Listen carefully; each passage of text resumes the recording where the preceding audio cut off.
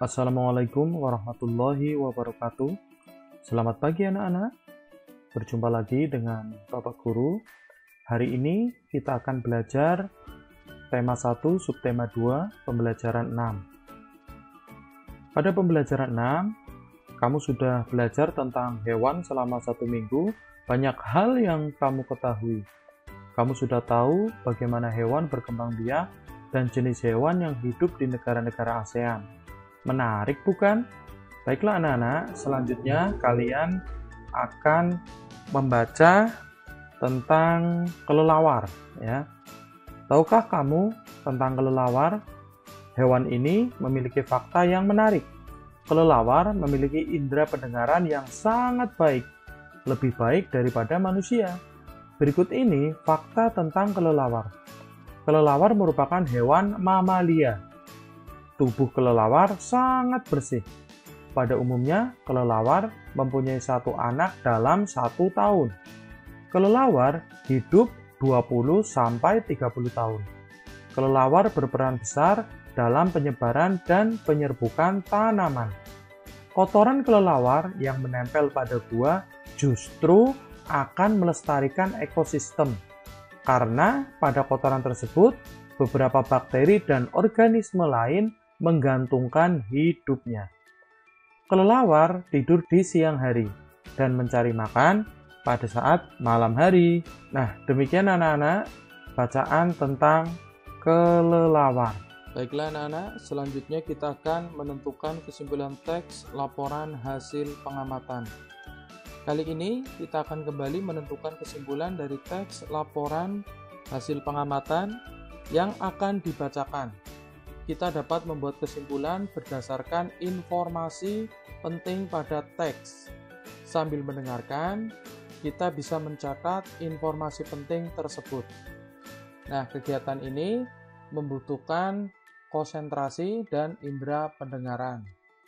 Maka, kamu harus konsentrasi ya anak-anak, agar kegiatan dapat berjalan dengan lancar. Setelah mendengarkan teks hasil laporan, kemudian kalian simpulkan teks tersebut dan ditulis dengan kosakata yang baku. Baiklah, sekarang simak teks yang akan dibacakan berikut ini. Hiu gergaji. Hiu gergaji merupakan salah satu satwa langka yang dilindungi. Hiu gergaji disebut juga pari atau hiu sentani. Hiu gergaji hidup di Danau Sentani, Papua. Hewan tersebut diberi nama hiu gergaji karena bagian mulutnya menyerupai gergaji. Hiu gergaji memiliki 14 hingga 22 gigi seperti gergaji di setiap sisinya. Gigi gergaji ini digunakan untuk mengunyah makanan dan mempertahankan diri dari musuh. Hiu gergaji memiliki tubuh berwarna hitam keabu-abuan. Bagian bawah tubuhnya berwarna pucat. Hiu gergaji termasuk ikan air tawar yang berkembang biak dengan bertelur.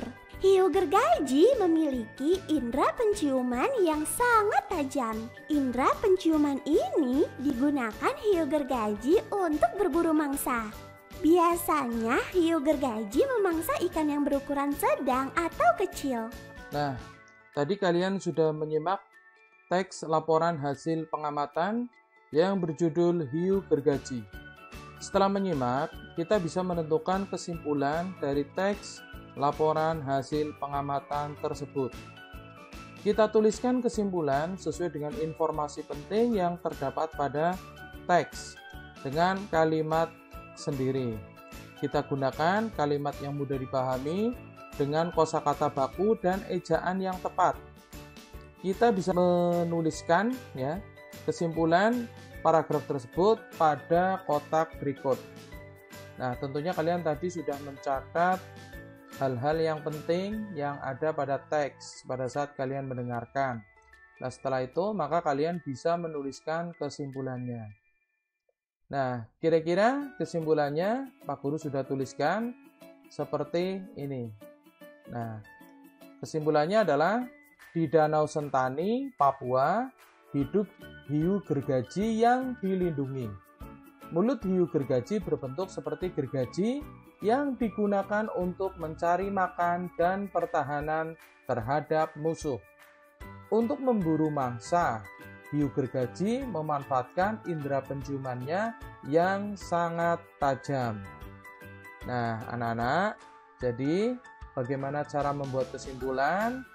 Kalian sudah tahu, tadi dengarkan teks dengan baik, kemudian catat poin-poin yang penting, kemudian digabungkan dan jadilah kesimpulan. Selanjutnya kita akan mempelajari nilai-nilai sila kelima Pancasila. Sekarang kita akan belajar nilai-nilai sila kelima Pancasila. Sila kelima Pancasila berbunyi keadilan sosial bagi seluruh rakyat Indonesia. Sila kelima Pancasila menunjukkan tujuan bangsa Indonesia, yaitu masyarakat yang adil serta makmur secara lahir dan batin. Dalam sila kelima Pancasila terdapat nilai-nilai luhur yang perlu kita terapkan seperti berikut ini. Yang pertama adalah mengembangkan perbuatan luhur yang mencerminkan suasana kekeluargaan dan kegotong royongan. Kemudian, suka bekerja keras dan mengembangkan sikap hemat. Selanjutnya, menjaga keseimbangan antara hak dan kewajiban.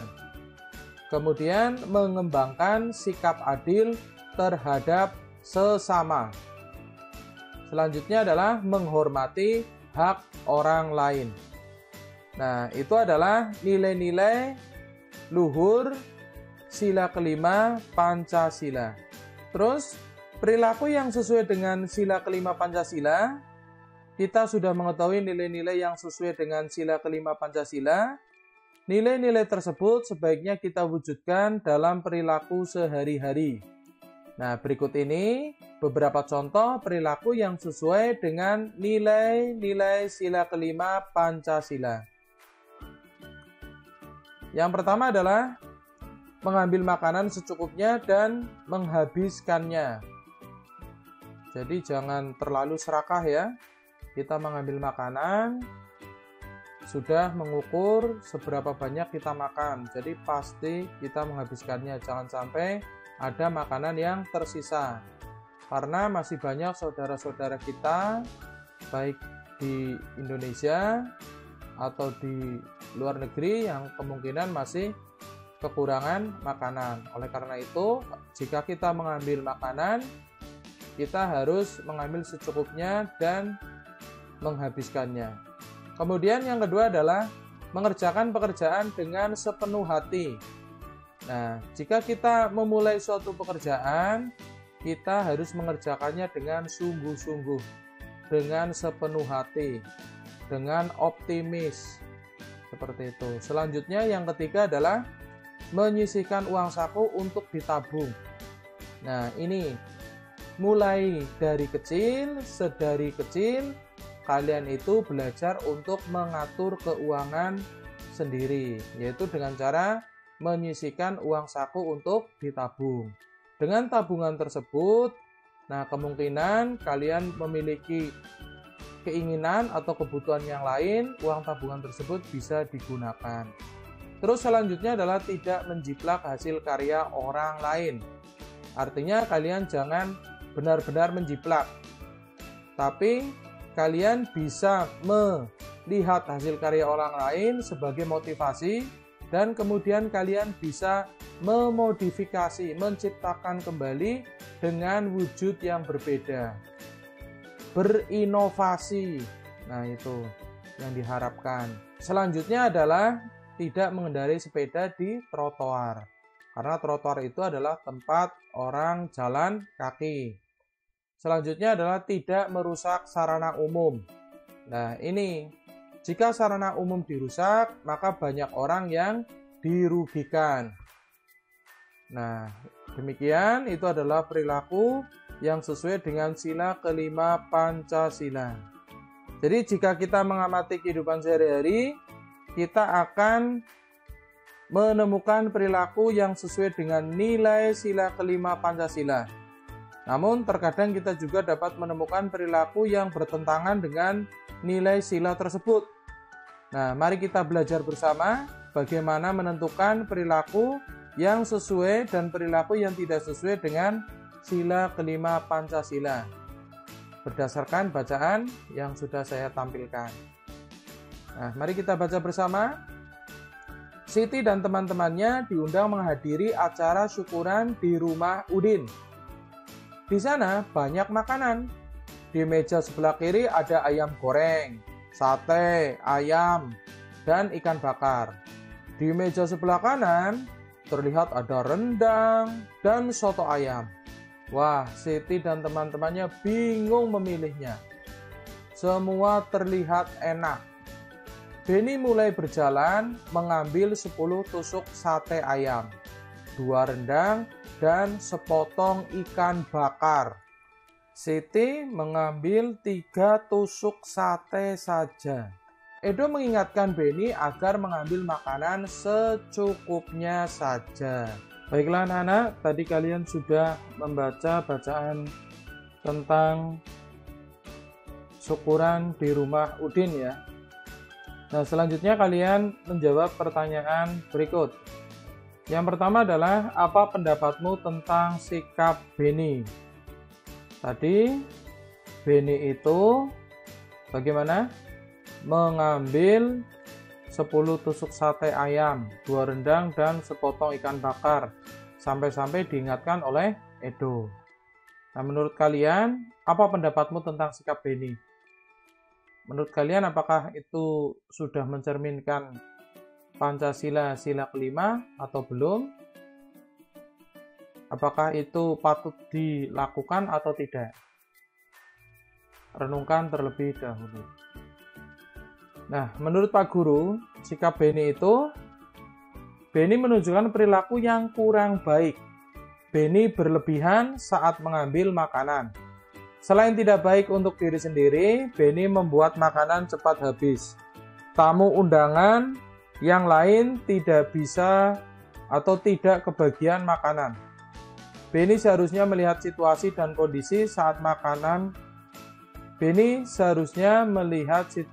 kondisi saat makan, terutama tamu undangan lain di sekitarnya. Berikutnya, pertanyaan yang kedua. Apa pendapatmu tentang Siti? Ya, apa pendapatmu tentang sikap Siti? Siti tadi hanya mengambil 3 tusuk sate saja. Ya, pendapatmu tentang Siti? Siti menunjukkan perilaku yang baik. Siti tidak berlebihan saat mengambil makanan. Siti menunjukkan perilaku peduli terhadap orang lain. Meskipun gratis, ya, Siti tetap berbagi dengan tamu undangan lain. Dengan demikian, tamu undangan lain akan kebagian makanan dalam acara tersebut. Pertanyaan berikutnya adalah, apa pendapatmu tentang sikap Edo? Nah, Edo tadi dalam bacaan adalah mengingatkan Beni ya. Jadi, sikap Edo itu, Edo menunjukkan perilaku yang baik. Edo berani mengingatkan Beni agar makanan secukupnya ya, atau makan makanan secukupnya saja. Dengan mengingatkan Beni, Edo telah mengembangkan sikap adil terhadap sesama. Edo juga menjaga keseimbangan antara hak dan kewajiban sebagai warga masyarakat. Nah, itu tadi tentang sikap dari Beni, Siti, dan Edo. Pahamilah lagi kelima sila Pancasila berikut ini. 1. Ketuhanan yang Maha Esa. 2. Kemanusiaan yang adil dan beradab. 3. Persatuan Indonesia. 4. Kerakyatan yang dipimpin oleh hikmat kebijaksanaan dalam permusyawaratan perwakilan. 5. Keadilan sosial bagi seluruh rakyat Indonesia. Apakah yang dilakukan oleh Beni sesuai dengan sila kelima Pancasila? Beni tadi itu melakukan pemborosan dan hal tersebut tidak baik bagi lingkungan dan berkelangsungan hidup orang banyak. Pemborosan yang dilakukan Beni dapat berakibat langkanya sumber hewani sebagai sumber makanan. Bersikap adil, menghormati hak-hak orang lain, suka memberi pertolongan, tidak boros, tidak bergaya hidup mewah, tidak merugikan kepentingan orang lain, suka bekerja keras, dan menghargai hasil karya orang lain adalah merupakan contoh penerapan sila kelima. Jadi, perilaku dari si Beni tadi itu tidak sesuai dengan nilai sila kelima Pancasila. Karena Beni itu menunjukkan sikap yang rakus. Ya. Sikap rakus Beni ini dapat mengganggu orang lain. Jadi perilaku Beni juga menunjukkan bahwa ia tidak bersikap adil kepada orang lain. Sementara itu, sikap dari Siti dan Edo itu sesuai dengan nilai sila kelima Pancasila. Mereka telah menjaga keseimbangan antara hak dan kewajiban. Mereka mendapatkan hak berupa makanan yang cukup. Oleh karena itu, mereka melaksanakan kewajiban dengan cara makan tidak berlebihan. Selanjutnya adalah menerapkan perilaku yang sesuai sila kelima Pancasila. Kita sudah mengetahui nilai sila kelima Pancasila serta contoh penerapan perilaku dalam kehidupan sehari-hari. Jika ada perilaku yang belum dilaksanakan, sebaiknya kita belajar melaksanakannya. Kita bisa membuat rencana untuk melaksanakannya seperti yang dilakukan oleh Uni. Nah, di sini ini Uni ya. Uni itu membuat rencana melaksanakan nilai sila kelima Pancasila. Apa yang dilakukan oleh Uni? Bahwa saya sering kehilangan alat tulis karena lupa tempat menaruhnya. Agar dapat tetap belajar, saya harus membeli alat tulis yang baru. Akibatnya, saya sering menghabiskan uang saku untuk membeli alat tulis. Saya tidak ingin hidup boros. Oleh karena itu, saya akan menjaga alat tulis yang saya miliki. Saya akan meletakkan alat tulis pada tempatnya agar tidak hilang. Dengan demikian, saya tidak perlu menghabiskan uang saku untuk membeli alat tulis. Uang saku saya juga dapat ditabung untuk membeli kebutuhan sekolah yang lain. Nah, ini yang terjadi pada Uni ya.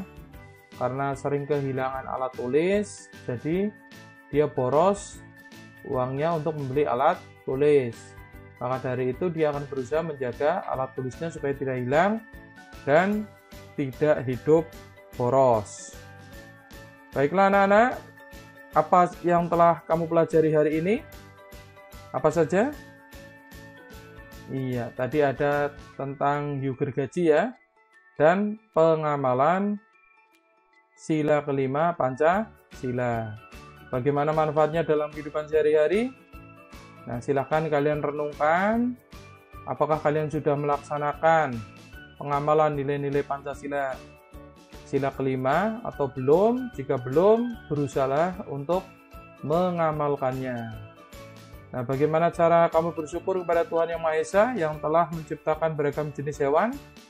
Yaitu dengan cara kita merawat hewan dan memelihara, merawat, dan memanfaatkannya dengan baik. Nah, demikian pembelajaran pada pagi hari ini. Terima kasih. Wassalamualaikum warahmatullahi wabarakatuh.